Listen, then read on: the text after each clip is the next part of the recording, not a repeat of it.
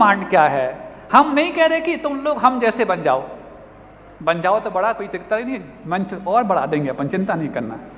लेकिन कम से कम तुम अपनी स्वयं की आवाज को तो पहचान पाओ कि तुम्हें क्या चाहिए है। कहीं ऐसा तो नहीं किसी ने कह दिया कि हाँ मुझे स्पेस साइंटिस्ट बनना है, मुझे डॉक्टर बनना है, मुझे यूपीएससी क्रैक करना है, मुझे एस्ट्रोनॉट बनना है। कहीं यही सारे जो एक नए अल्फाज व्यक्त करने वाले शब्द होते हैं, अब नए अल्फाजों में अपनी भावना को व्यक्त करने वाले हमारे टारगेट होते हैं। कहीं यही हमारे टारगेट तो नहीं बन गए। कोई अच्छा शब्द मिला, उन शब्द को ही तो मैंने अपनी समझ नहीं बना ली। नहीं, अच्छे शब्द को हमें समझ नहीं बनानी है, बल्कि यहाँ से एक अच्छी समझ को, एक शब्द तैयार करके हमें यहाँ से वापस जाना है। तो अब देखो, मुझे टारगेट मेरा स्पिरिचुअल का मतलब हम धर्म समझने लग जाते, अध्यात्म समझने लग जाते। स्पिरिचुअल का मतलब स्पिरिट तो सबके पास है कि नहीं? आप सबके पास स्पिरिट है कि नहीं? चेतना है कि नहीं? बताओ, ऐसा कोई है जो चेतन ना हो यहाँ पर? आप सबके पास स्पिरिट है, तो आपका कोई स्पिरिचुअल गोल भी होना चाहिए। वो धर्म के रूप में हो जरूरी नहीं, अध्यात्म के रूप में हो जरूरी नहीं, लेकिन आपकी स्पिरिट के अकॉर्डिंग हो, ये अवश्य जरूरी है। क्योंकि स्पिरिट के अकॉर्डिंग जो होगा उसी का नाम स्पिरिचुअल होगा। वो ही मेरी गोल होनी चाहिए, वही मेरा टारगेट होना चाहिए। अब चूंकि आगे अपन ये भी समझ लें कि टारगेट में और लैंडमार्क में फर्क होता है। कई बार जो अचीवर्स होते हैं वो दूसरों के टारगेट को भी अपना सिर्फ लैंडमार्क मानते हैं, और जो लूजर्स होते हैं वो अपने लैंडमार्क को ही अपना टारगेट मान लेते हैं। इन दोनों के बीच का डिफरेंस भी हमें समझना है। अभी तक जो हम टारगेट बना के रखे थे वो लैंडमार्क हैं, टारगेट तो अब हमें यहाँ से जाने के पहले तय करके जाना है। और टारगेट दो प्रकार के होते हैं, एक शॉर्ट टर्म गोल होता है, एक लॉन्ग टर्म गोल होता है। पक्की सी बात है। सारे बच्चों यहाँ पर देखो, हमारे हाथों को देखो। अच्छा, आप यहाँ देख रहे हैं, कोई बात नहीं, वहाँ भी देख सकते हैं। अब हमारे देखो, एक शॉर्ट टर्म गोल होता है, एक लॉन्ग टर्म गोल होता है। और जाहिर सी बात है, पहले हमें शॉर्ट टर्म गोल को अचीव करना पड़ेगा, उसके बाद लॉन्ग टर्म। लेकिन यदि शॉर्ट टर्म गोल की डायरेक्शन ये है और लॉन्ग टर्म की ये है, तो पहले हम शॉर्ट टर्म को जाएंगे, लेकिन जितना जितना हम शॉर्ट टर्म को जाएंगे उतना हम लॉन्ग टर्म करते चले जाएंगे। लेकिन यदि दोनों की डायरेक्शन सेम हो जाएं, तो जितना हम शॉर्ट टर्म को जाएंगे उतना हमने लॉन्ग टर्म को भी हम कमती करते चले जाएंगे। हमें शॉर्ट टर्म गोल के साथ साथ लॉन्ग टर्म गोल भी डिसाइड करना है, और सिर्फ डिसाइड नहीं करना है, दोनों की डायरेक्शन भी सेम करना है। और दोनों की डायरेक्शन सेम हो गई तो हमें लगता है ये डायरेक्शन सेम होना ही, जस्ट ओपन योर सेल्फ, ये तुम्हारे जीवन में एक मंत्र बन जाएगा। अपने आप को खोलने का मतलब खाली करना नहीं है, लेकिन अभी तक जो भरे थे उसको खाली करने के बाद हमें वो भरने की शुरुआत करनी है जिससे हम अपने आप में भारी तो ना बने, लेकिन दुनिया हमें आभारी मानने के लिए अवश्य तैयार रहे। हाँ, अब सबसे पहला पेज जो आपका ये माय जर्नी, ये सब अपन ने जो कुछ भी गोल्स हैं उनके बारे में समझ लिया। सबसे पहले मुझे अपने इनर मी, जो आज का पहला सेशन का आपका सत्र का मोटिव है, उसको अपन समझेंगे। शुरुआत कैसे? मुझे अपने आप को फील करना है कि मैं क्या हूँ, मैं कौन हूँ, मैं कहाँ से आया हूँ, मेरा गोल क्या है, मेरे साथी कौन है, ये सब मुझे अपने अंदर से पहचानना है। बहुत सी सारी चीज़ें आप एक्शन में देख भी रहे होंगे, लेकिन इनका कोई फायदा नहीं। क्यों? एक नीति है, मैंने सुना मैं भूल गया, मैंने देखा मुझे याद आया, लेकिन मैंने किया मैं सीख गया। तो सीखना है तो करना पड़ेगा। क्या करना पड़ेगा? मैं सिर्फ वही करूँगा जो मैंने सुनने में और मैंने देखने में मेरा इंटरेस्ट जगा के सीखा है, इंटरेस्ट जगा के देखा है। अब देखो आगे, इसके बाद पेज नंबर 6 पे आते हैं अपन।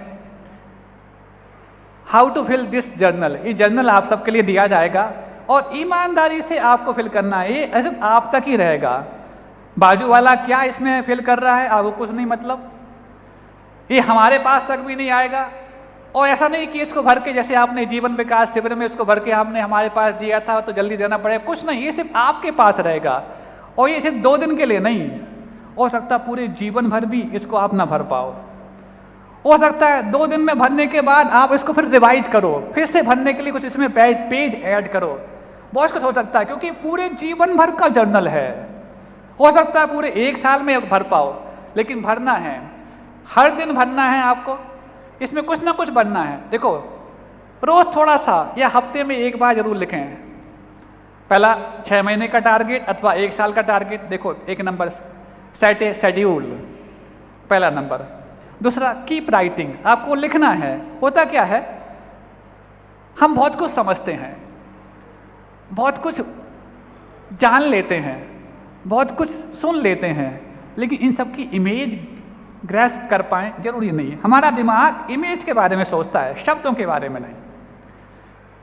आप जो शब्द हमारे सुन रहे हैं, इनमें से जितने जितने शब्दों की इमेज आपका दिमाग ग्रैस्प कर पा रहा होगा, वो तो आपके साथ स्थायी रूप में जुड़ पाएगा।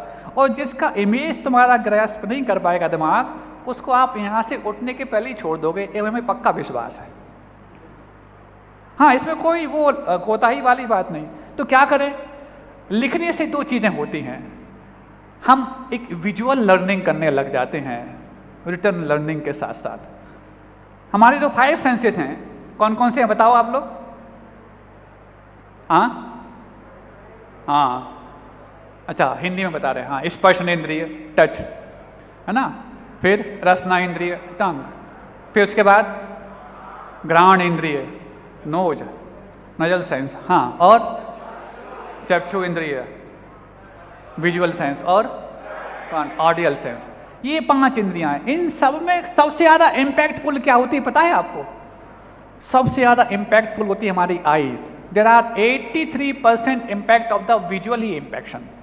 83% हम देखने के माध्यम से प्रभावित होते हैं, 11% सुनने के माध्यम से, 3.5% सूंघने के माध्यम से, 1% चखने के माध्यम से, और 1.5% छूने के माध्यम से। फिर से बोलें, visually impact 83%, audial 11%, with nose 3.5%, with tongue only 1%, और विथ स्किन 1.5%। ये साइंटिफिकली एनालाइज किया था किसी साइंटिस्ट ने, जिसका नाम था लेस गिबलिन। ये जर्मन था, लेकिन काफ़ी हद तक अकॉर्डिंग टू जैनिज्म भी है। क्यों? हमारे सारे सेंसेस पर सब ओपन है, सिर्फ एक सेंस है जिस पर कवर भी दे रखा है, पलक के रूप में। आप लोग सुन रहे हैं? पलक के ऊपर, आंखों के ऊपर पलक के रूप में ये कवर है, बाकी सेंस ओपन है, कान ओपन है, नाक ओपन है, स्किन ओपन है, और टंग भी ओपन इसलिए है, भले ही वो मुंह के अंदर रहती है, लेकिन मुंह के अंदर कुछ रख लो, बंद कर लो तो भी काम करती रहती है। लेकिन आँख के अंदर कुछ रख लो और बंद करो तो तुम देख नहीं पाओगे। क्यों? ये मुंह उस जिह्वा का एक व्यवस्था है, और ये पलक उस आँख की सुरक्षा है। व्यवस्था ना भी हो तो काम चल जाता है, लेकिन सुरक्षा ना हो तो तुम अपने आप को सेफ नहीं कर पाओगे। सुरक्षा इसलिए भी आवश्यक है, जो सबसे ज़्यादा कमाऊ पूत होता है, सबसे ज़्यादा सुरक्षा उसी की करनी पड़ती है। बॉडीगार्ड किसको लगाने पड़ते हैं? जो ज़्यादा इम्पॉर्टेंट हो, और जिसके लिए अरे ये तो कोई काम का नहीं, घर में रहे तो कोई बात नहीं, नहीं रहे तो कोई दिक्कत नहीं, उसको हम यूं ही छोड़ देते हैं। तो सबसे ज़्यादा कमाऊ पूत कौन है? 83% इम्पैक्ट पड़ती है आइज के माध्यम से, इसलिए नेचर ने भी इसके लिए सुरक्षा कवच दे रखा पलक के रूप में। बाकी सब सेंस ओपन है, इसलिए लिखने से क्या होगा? विजुअली लर्निंग होगी आपकी, रिटर्न लर्निंग के साथ साथ, जो आपके अंदर बहुत स्थायिता को प्राप्त करेगी। हाँ, आगे तीसरा नंबर, कीप मूविंग। पहले एक हिस्सा पूरा करें, फिर अगला शुरू करें। होता क्या है, बहुत सारी चीज़ें हम one who commences many but he finishes a few. जो बहुत सारी चीज़ें एक साथ चालू करता है, लेकिन एक आध ही पूरी कर पाता है। तो क्यों ना पहले हम एक चीज़ चालू करें, उसको पूरा करें, उसके बाद फिर नेक्स्ट चालू करें। बहुत सारे टारगेट कोई हो सकता है मल्टीटास्किंग होंगे यहाँ पर, और आज मल्टीटास्किंग का एक बहुत बड़ा फितूर दिमाग में रहता है। तो सुनो, दुनिया में मल्टीटास्किंग नाम की कोई चीज़ नहीं होती महाराज। मल्टीटास्किंग, मल्टी प्रोसेसिंग, आज तो ये AI के ज़माने में क्या नहीं होता और आप मना कर रहे हैं। हाँ, AI के ज़माने में तो होता होगा, लेकिन एआई के ज़माने में नहीं होता। महाराज क्या मतलब? आर्टिफिशियल इंटेलिजेंसी के ज़माने में तो होता होगा, लेकिन एक्चुअल इंटेलिजेंसी के ज़माने में नहीं होता। इसलिए एक्चुअल इंटेलिजेंसी उसमें मल्टीटास्किंग कुछ नहीं होता। कलेक्शन ऑफ वेरी मोमेंट, आपने बहुत सारे काम कर लिए और आप अपने आप को मल्टीटास्किंग बोलें, कौन सी बड़ी बात है? ऐसे तो हर व्यक्ति मल्टीटास्किंग है, लेकिन एक मोमेंट में आप कई सारी टास्क पूरा कर पाएं, ऐसा करके दिखाओ, तब हम माने कि आप मल्टीटास्किंग हैं, जो आप नहीं कर सकते। मोमेंट बहुत शॉर्ट टाइम होता है, उसमें हम एक समय में एक ही उपयोग करा सकते हैं, एक समय में एक ही योग लगा सकते हैं। ये स्पिरिचुअल बात है, लेकिन ये फैक्ट बात है। तो इसलिए मल्टीटास्किंग कहने में आता है, टास्क तो एक समय में एक होती है, हम बहुत सारे समयों को कलेक्ट करके उसको एक साथ कर दे तो मल्टीटास्किंग होता है। इसलिए सबसे पहले एक काम करें, फिर अगला शुरू करें। फिर प्राइस योरसेल्फ है, हाँ, हर बार पूरा करने के बाद अपने मेहनत को सराहें। हमने शुरुआत में ही कहा, यदि आप स्वयं अपने आप को अप्रिशिएट नहीं करेंगे तो दुनिया में किसी को फुर्सत नहीं है कि वो आपको अप्रिशिएट करे। सबसे पहले खुद को अप्रिशिएट करना जाने, खुद को सराहना सीखें। फिर अगला, राइट ऑनेस्टली, हाँ, ये जर्नल आपको बहुत ईमानदारी से भरना है, कोई देखेगा नहीं। कभी भरते वक्त इसको अपने पड़ोसी को देखना नहीं, आपको स्वयं को देखना है। देखने वाले भी आप हैं, मार्क्स देने वाले भी आप हैं, रैंक देने वाले भी आप हैं, और खुद को ब्लैंक करने वाले भी आप हैं, और खुद को ब्लेम करने वाले भी आप हैं। ये सब आप ही हैं, क्योंकि जस्ट ओपन योर सेल्फ है, वन सेल्फ नहीं, देयर सेल्फ नहीं, माई सेल्फ नहीं, योर सेल्फ है। तो सुनो, इसके बाद डोंट कंपेयर, आपस में तुलना मत करना। करना ही है, तुलना करना ही है तो दूसरों की बजाय अपने आप से अपेक्षाएं करना, क्योंकि दूसरों से रखोगे पीड़ा मिलेगी, अपने आप से रखोगे प्रेरणा मिलेगी। कंपेयर और कॉम्पीट करना है तो सामने वाले के आज से मत करना, अपने कल से करना, क्योंकि सामने वाले के आज से करोगे तो या तो ओवर कॉन्फिडेंट हो जाओगे यदि वो कमज़ोर है, या अंडर कॉन्फिडेंस में पहुंच जाओगे यदि वो कमज़ोर नहीं है या मजबूत है। लेकिन जब हम अपने कल से कंपेयर करते हैं तो हम एक एक स्टेप आगे बढ़ते हैं, जो हमें अंडर कॉन्फिडेंस में भी नहीं ले जाता और ओवर कॉन्फिडेंट भी नहीं कराता, बल्कि हमें कॉन्फिडेंस से लवरेज अवश्य करा देता है। फिर उसके बाद रिफ्लेक्ट ऑन योर सेल्फ। हर जो पेज है वो आपको अपनी सच्चाई दिखाएगा, आपको रिफ्लेक्ट करेगा। मिरर के सामने पहुंच करके उससे पूछते हो, हे मिरर, हे दर्पण, मुझे पूरा झलकाओ। अरे वो दर्पण किस काम का जो आपको पूरा ना झलका पाए, और वो जर्नल किस काम का जो आपको पूरा सच्चाई ना बता पाए।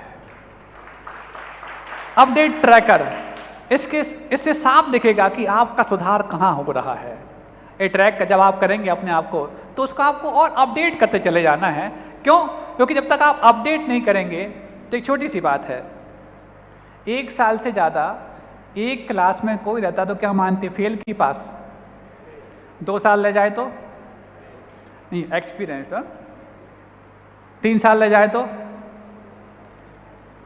1 साल से ज़्यादा एक क्लास में, 1 सेमेस्टर से ज़्यादा एक क्लास में रहता तो क्या मानते उसको, बैक लग गया। उसको आप टॉपर तो नहीं बोल सकते, दफर बोल सकते हो। तो क्या बनना है, टपर की टॉपर? हाँ, तो हर बार आपको अपडेट करना है। अपडेट करेंगे तो आपको दिखेगा कि सुधार कहाँ कहाँ हो रहा है और ड्रॉबैक्स कहाँ पर डाउन हो रहे हैं।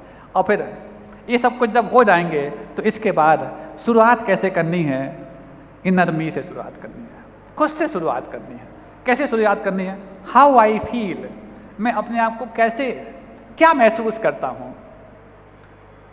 जैसे हमने ये शब्द आपके सामने बोला, एक क्वेश्चन आपके सामने बोला, आप लोग के मन में बहुत सारी फीलिंग्स आ रही होंगी। मैं क्या महसूस करता हूँ, मैं एक स्टूडेंट महसूस करता हूँ, मैं हो सकता है ग्रेजुएट महसूस करता हूँ, मैं अंडर ग्रेजुएट महसूस करता हूँ।